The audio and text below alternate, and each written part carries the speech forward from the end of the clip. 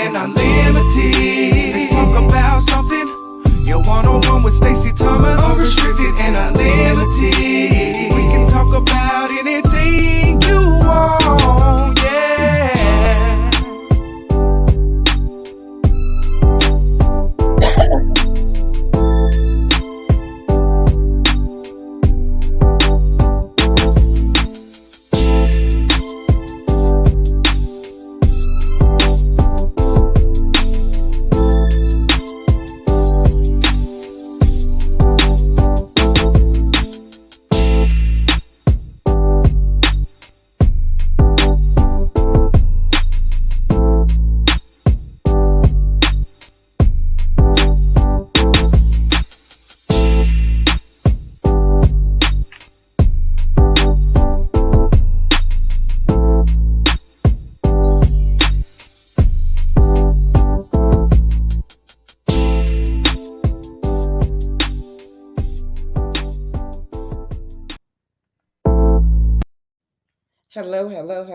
Hello, everybody. I am Stacey Thomas, unrestricted, unlimited.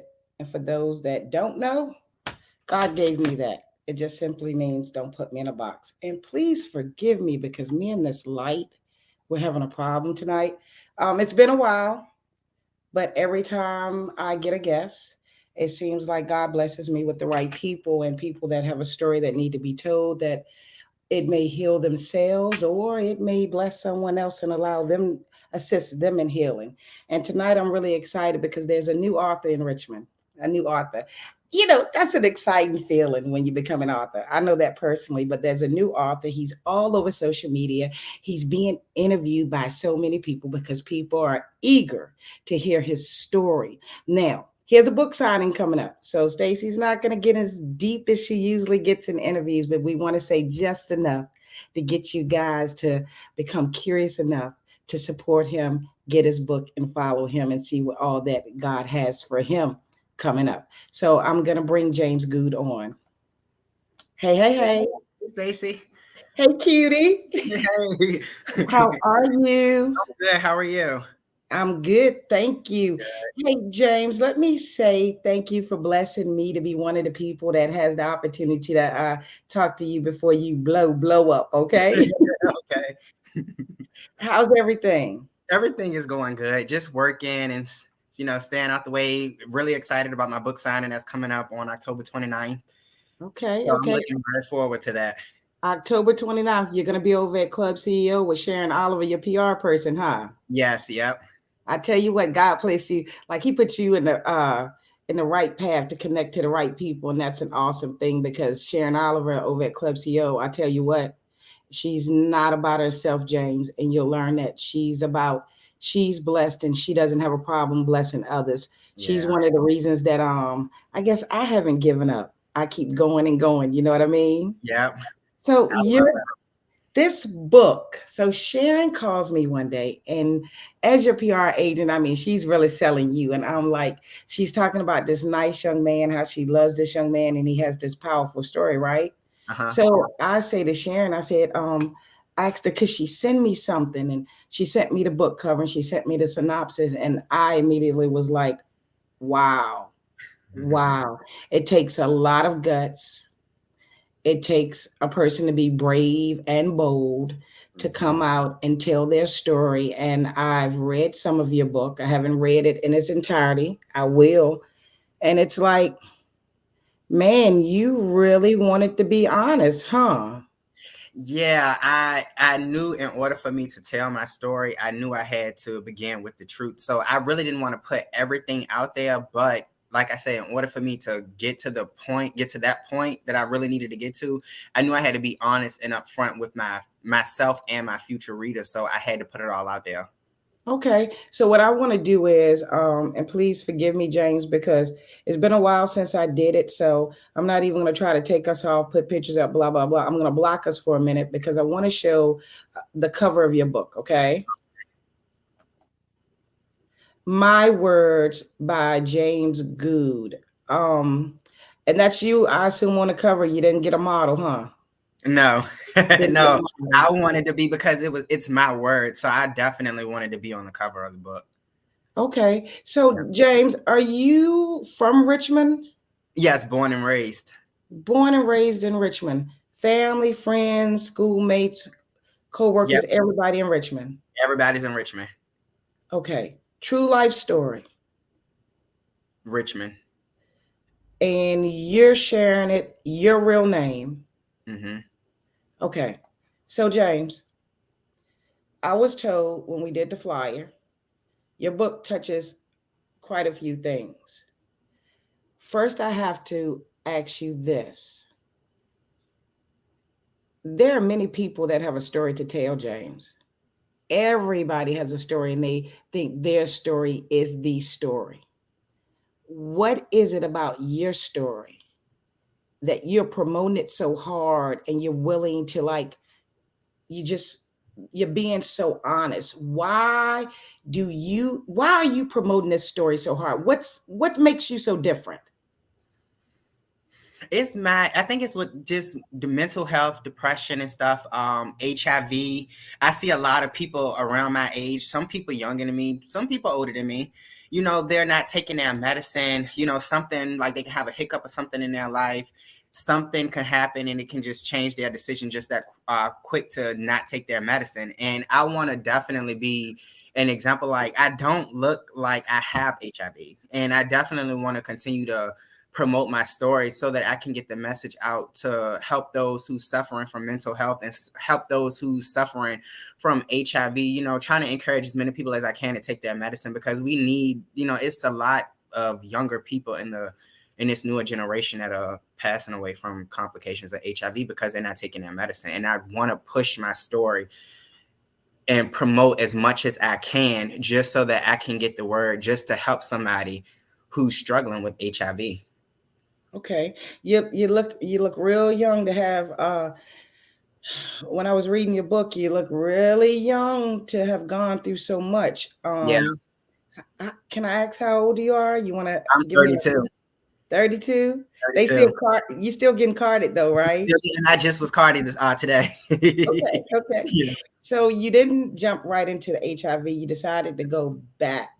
Yeah. You decided to go back.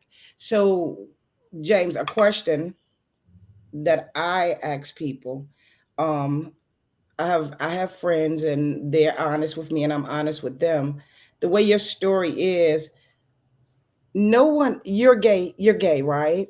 Right. You're gay by choice. Right. Did you have one of those stories where someone made you gay, James? No, that's funny. I get asked that a lot. My cousin, she actually, when we were kids, she reached out to my mom and she told my mom, she said, I guess she was seeing stuff with me when I was about 6 or 7. And Uh-huh. she told my mom, she said, James is going to be gay when he get older. And my mom never told me until I came out to her when I was about 17 or 18. And she's like, oh, I already knew, your cousin had told me when you were young anyway. And I'm like, oh, really? Really? Really? Yeah. So it wasn't that hard disclosing it. You didn't get a lot of No, backlash. everybody knew. My family knew, my cousins knew, my aunt knew, my friends knew. Everybody told me as soon as I opened my mouth. They was like, we just already knew. And then everybody saw me go like this, like with my hands and stuff. And then with me walking and switching and stuff, everybody just, they picked up on it. They was like, oh yeah, he's definitely gonna be gay. He's definitely gonna be James, gay. you said you started going like that. Yeah, like this. Cause my dad, a while back when I was living with my dad, he wanted me, James, how did you take your hands and do it? I said, oh, like this. He said, no, no, no, that's not how you did it. I said, like this? And he was like, huh. I said, oh Lord. So yeah, I So think he kind of knew too. So in your book, you even talked about how close you talked about your parents and your parents taking care of you. And you talked about you and your father being close. Being Mhm. a gay black male, it doesn't sound like you were in one of those houses where the father just turned on you. No. Wow. So it was been numerous times my dad had walked in a room with me, playing with the Barbie doll, just me by myself. Usually I play with my sisters or something like that, but he walked into the room and found me playing with the Barbie doll. And he just looked at me for about a couple of seconds. Then he just walked out of the room and just shut the door. And he never said no more to me after that. So when it got time for me to come out, um, it was hard, and I get where he was coming from because I am his son, and he just doesn't, expect his son to, come out like that. He expect me to be married or have a girlfriend, or, kids, something like that. But for me to come out and tell him that I was gay like in the beginning and stuff, it was really hard for him to accept, which I can understand because he is my dad. Okay. And as you grew up, James, your family, your parents divorced, right? Right. No, they And were never married. okay, well, hey, mine weren't either, so that's life. Okay, so Okay. your parents separated, and that causes us some heartache when that happens, and Hmm. then you end up dating. Your decision, I have to ask this because a lot of times young girls get married to get out of the house and pick the wrong men. And same thing as far as men picking the wrong women. When Hmm. you started dating, were you sneaking around, or I had to. you had to I had to were sneak sneaking around. around? Yeah. So when you're sneaking around like that, is it easy to end up with the wrong person? Does it make it easier? Like you can't be so out in the open and really. This is going to sound crazy. So I got tired of living a double life, like the Miley Cyrus, the Hannah Montana thing. I got tired of living that life. Like I'm being one person in front of everybody, and then behind closed doors, I'm actually being myself around myself. And I got tired of hiding who I really was, and I just got tired of it. But no, the person, no, because he was actually DL as well, so it made it very easy. But again, with me, I just wanted to come out because I just got tired of living a double life. And it's interesting that you said something about the DL. I guess you mean on the down low, right, James? Yep. Uh-huh. You made a point in your book. So you dated someone that was on the down low that Uh-huh. had a partner that bothered you, the secrecy of what the man was doing to the woman. Yes. Wow. Yeah, Most of he the time when somebody's cheating, they don't care about the person that's at home. see with me because it was two children involved. It was two children involved, and it was the female, and that is where I had to draw the line at because I'm like, I don't want nobody to label me as being a home wrecker because that's not who I am.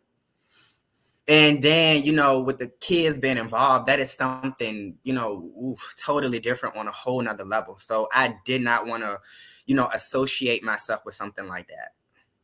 Okay, okay. Now I'm trying hard not to ask any too many questions. People that know me know I want to ask questions, but I really want people to read the book. But let's touch base on the three main things that I was led to believe that really needed to be promoted. So one of the things was rape. Was that your young life or your adult life? My young life. Your young life. But Hmm. at the same time, that's not what you're saying. That didn't make you gay. That's just a Nope. storm you walked into. Right. Was the person that raped you? Do you see that person? Do you Mm-mm. know? It's crazy Okay. because we live in the same city. We have mutuals. We live in the same city, but no, mm-mm. I tried to. Okay. Okay. And the HIV. Whoo, you talked to. Oh my goodness, I'm not gonna say too much. You know what? Let's just touch on the HIV. Okay. The person that gave you HIV, did I read correctly that he tried to act like he didn't? Yeah, it was a whole mess with that because when he tried to act like he didn't give it to me, but all of his stories and then the stories that other people has told me all matched up. And he was very in denial about everything, but it was right in front of all of our faces, so you couldn't deny anything. How old were you when you got HIV? I was 23. Did you I've got to ask this because when things hit us, and then you were really young, you're still young, but you were really young. Um, did you feel like, excuse me, and I know you talk about this in your book, but did you feel like your life was over? Feel like I your life had was no over? voice. Like I didn't have no voice. I didn't have no strength to just get up and do anything. I isolated myself in the house for about a couple of months. My mom had the health department come out to me because I didn't want to leave the house. Every time I left the house, my body just, because I just, once he did that to me, I just felt like I was in a world full of cruel people. So every time I stepped out of the door, my body would just get cold. It would tense up and I would just get cold because I didn't feel comfortable being around nobody, because I felt like being that he hurt me the way that he did, somebody else was going to try to do the same thing. Or I felt like with my situation, I felt like people just knew what was going on, because at one point he was making a bigger deal out of it after we both found out what was what. He was making a bigger deal. So I felt like every time I stepped out of the house too, that everybody would look at me, judge me, and I just didn't want that for myself. So, what was the turning point? Because obviously, you're not in the house, stuck in the house now. Every God. time I talk to you, you sound like you're just young and living life. What was the turning point? Because there are people out there that, like you said, they think everybody else knows what's going on, and sometimes everybody else does know what's going on. They'll sit Yeah. and watch to see if you fall. Right. What made you get up and say you're gonna live? One for sure was God. Two was my nephew, because as soon as I found out that I had HIV, my nephew's birthday was about 3 weeks after that. I didn't want to go to his party, but my dad ended up coming in town. My dad lives in North Carolina, so he ended up coming in town, picked me up so that I could make it to the party. And then when I just saw my nephew, he was happy to see everybody. Then me and my nephew has a really tight bond. Like, I look at him as not even my nephew, I look at him as my son. So when I looked at him, I'm like, at this point, I'm being selfish, because I know how much this kid look up to me, how much this kid loves me. So if I was not to take my medicine, if I would have not picked myself up, I would have given up on myself. But when I would have gave up on myself. But when I thought about God and I thought about my nephew, the kid who really needs me the most, I couldn't be selfish and let myself go out like that. Wow. And you mentioned in your book that when you first, because this kind of made me go, huh? When you first went to the doctor, so they said you were healthy, but you were gonna have HIV, but you didn't have to take medicine in the beginning. So he was in denial when he first, like, because he was trying to say I gave it to him. When she had did my blood work and stuff, they looked at the numbers and they said, oh, well, you look like you just got the HIV. And I was like, oh, I'm aware of that. So they was like, well, the numbers are, good enough where you don't need to take medicine. And I was going to refuse the medicine at that point anyway. So I think I went to the doctor like 2 or 3 times after that. In 2014, I want to say in April or May of 2014, she told me that my numbers were going down, the medicine. And for the whole week, I broke down because I didn't want to take medicine for the rest of my life.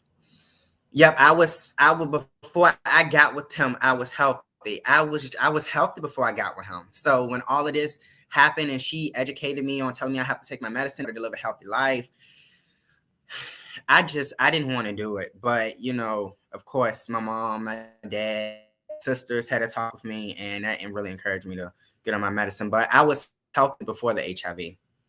Wow. Tell me about these letters that you shared to God. Why? God. No, God. What So made, one day what I made woke you put up. that My in there? mom, I didn't want to put that in there because I felt like that was a little bit too personal. But the reason why I put it in there is because I hear a lot of Christian people saying, oh, I'm so glad I'm live so everybody can hear me say that.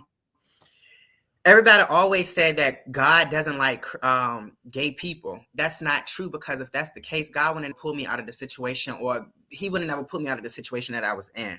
So The whole time I stayed in the house from September until December. Now I did get out sometimes, but during that time when I used to write letters to God and stuff, everything I used to pray for, peace, I used to pray for strength, everything. I mean, it took time, but God gave it to me. So if God didn't like gay people, why did God pick me up and put me where I am today? Say it again. If God did not like gay people, why would God pick me up and put me where I am today? I'm glad you know that. I'm glad you know Yep. that. And I Um, wanted to share those letters because I wanted that to be a witness, a key witness. Like that is not a witness, but like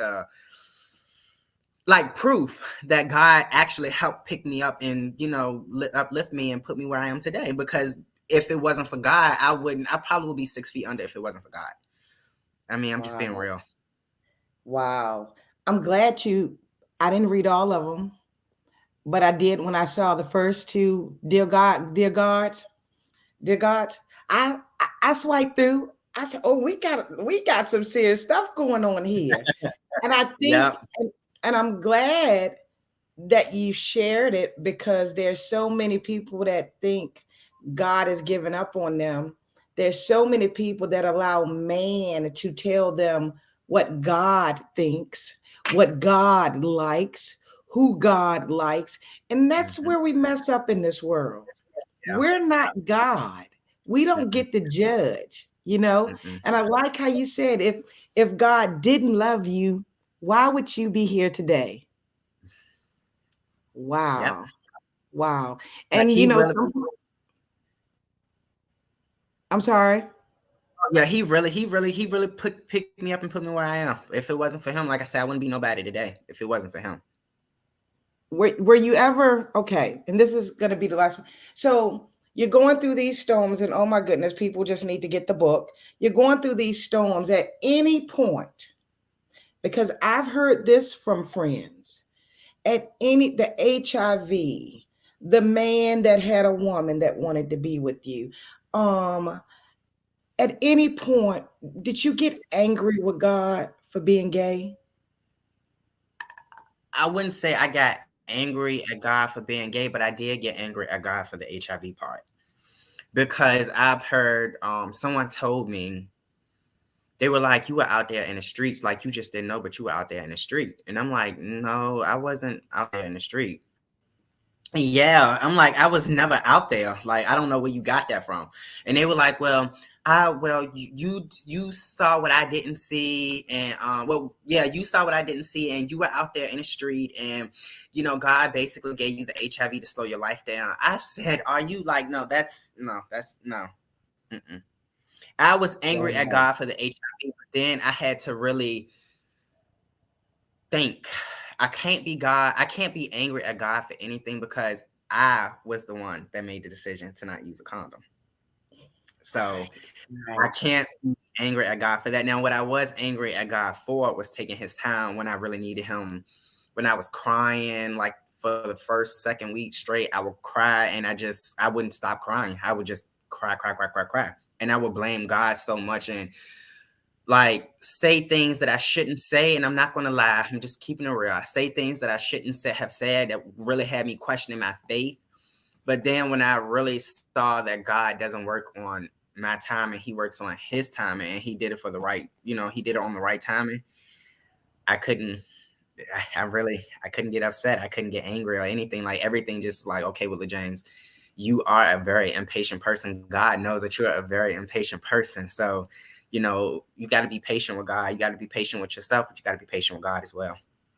Yeah, well, I done had a little talk with God not too long ago, and I told people God would show up and show out. I'm like, Yes. okay, okay, God, Yeah. what you gonna But do? I done tried. but one thing I'm glad that he did, he actually took me through the darkest moments in my life for me to realize how he actually took me through a lot of the dark places in my life for me to realize who I really am. Wow. And I'm gonna assume the way you always smile and you love you some James Goode. Yes. Yes. I cannot. This James is happy James. I can't lose him again. I cannot afford to lose him again. I'm so happy for you. And a lot of times we go Thank through you. things, and I'm just gonna say this for those that are watching. You can find out more about Jane's story. If you purchase the book, go on Amazon, James Goode, purchase the book. I'm just I don't know if I've ever heard anybody be so real, so transparent. Your story is gonna bless somebody. Um, are you gonna be going on any speaking engagements? Are you hoping to do speaking engagements? What can we look forward to? Like, what's coming up? So right now we have the book signing. After the book signing, then that's when me and my PR marketing exec will now, and we are going to go over everything after that. Yep. So I'm Okay. looking. So after the book signing, we have a lot of big things we're working on. Oh wow, wow! I'm gonna have to call Sharon and say what y'all got going on. No, so we know the book's gonna cover rape, HIV, sexuality, Heavy. um, you growing up. Is there anything that you need to say that I did not ask you about? No, but I do want to try to encourage a lot of people because I was actually somebody actually spoke to me on Monday about this. Sorry, I'm stumbling across my words. That's Um, okay. my words are to my fellow LGBTQ. I know I missed a few letters, but I apologize, so don't get me for that. But if you don't have a relationship with your dad, like it's important to have a relationship, get a relationship with your dad, because one thing that I'm learning is I'm blessed to have my dad in my life, and I'm blessed to have my dad to accept me for who I am, especially my sexuality, because a lot of people don't with the same sexuality that I have. So I want to encourage as many black men my age, younger, who's gay, to try to to try to have a relationship with their dad as much as they can, because a relationship with your dad and being a gay is very important. Okay. And I agree. I think with any child, the parents should be Yeah, close, but any child. Yeah, I understand what you're saying with males and their fathers. So because we don't have a perfect world, because everybody still isn't like in agree acceptance. accepting, right? So for those young men that can't get what you have, what would you suggest they do that are, because I guess what I'm trying to say is, would you encourage the young black men to get counseling? Oh, most definitely, because I feel like in the black community we sweep mental health under the rug, and that's not good. Right, right. And I feel So, like men has feelings just like females. So I feel like, definitely a man should definitely go and get counseling. I mean, I had a therapist, I had a psychiatrist, you name it all, I had it all, and I'm not afraid. I'm not afraid to admit that. Like I had it all, and I well, felt I've like a heard it. lot of sorry. No, go ahead. I feel like a lot of men should go and seek counseling, especially ones who's dealing with mental health, I dealing with I sexuality agree. purpose. I've been told that everybody needs a therapist. And James, Yes. I need a therapist, but my therapist might need a couch to lay on by the time I finish venting. So if I get a therapist, I'm gonna tell my therapist, you better sign up and get you a therapist for after our counseling sessions. You know what I mean? So Yes. how can they reach you?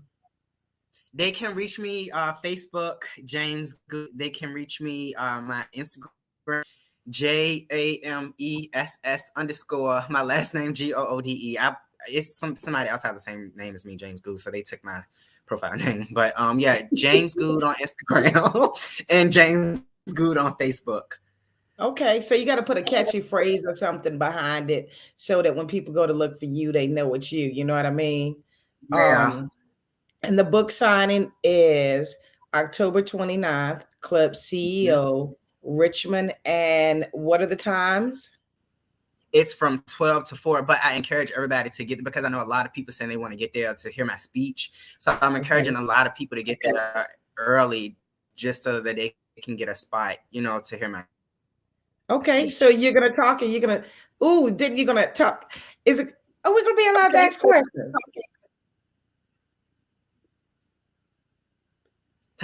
Yo, I think so. I'm not going to be nervous because I'm not nervous for the but Okay. just don't ask me anything that's going to, hard. Like it's got I know I can't get I'll my behave. makeup on in front of everybody. I'm just gonna come and support. James, it's been a pleasure having you on my show. It has truly been a pleasure. Thank you. It's been a pleasure having you here. And I would love to, James, you just let me know that once the book signing is over and you feel like we can really talk, let me know if you'd like to come back on the show because I've got questions. And in the meantime, I'm truly wishing you the very blessed, a very blessed Now, life and the thank you very so much. best. Okay. Take Thank care you, of man. yourself, I will say young this man. because I know my read it. Take care. I take care too. Sorry. No, say what you were gonna say. Oh, I'm sorry. So, yeah, I definitely want my readers to know that I am going to be comfortable enough to sit down and answer a lot of questions about the book because I know there's a lot of people that has a lot of questions, and I definitely don't want y'all wasting y'all money on a book and then y'all don't hear my voice. So I definitely would want to sit down and do a tell-all or somewhat of the book. Woo, okay. You both They're gonna enjoy the book and hey, keep on writing. Do you think you're gonna do another book? Oh yeah, most definitely. But right now I think I want to pause on my life for a little bit and focus on something else, especially dealing with mental health for the younger generation. So I definitely want to work on that. Okay. Well, we all have a part to do in this, I believe, in this life. Um, Thank you for standing up and accepting that you need to speak out. Thank you for Yes. sharing your story and your testimony, okay? Okay. And I'll see you on October 29th, James Goode. Yeah, okay. I'll see you later. Bye-bye. I'll see all of y'all then too. Bye-bye. Bye-bye. So that was James Goode, new author, Richmond, Virginia. Be sure to check him out, follow him on Facebook. Thank you for watching the show. If you want to see more, if you're interested in some of these awesome interviews that I have, go over to YouTube, Stacey Thomas, Unrestricted Unlimited Talk Show. Remember, Unrestricted Unlimited. That means I'm not in a box. And we cover a variety of topics. Please like the channel, share it on your page, share it with your friends, and do subscribe. Okay. And remember, don't stress too much about yesterday. Don't worry too much about tomorrow. Because if you do, you just might miss living today. Have a great one, everybody.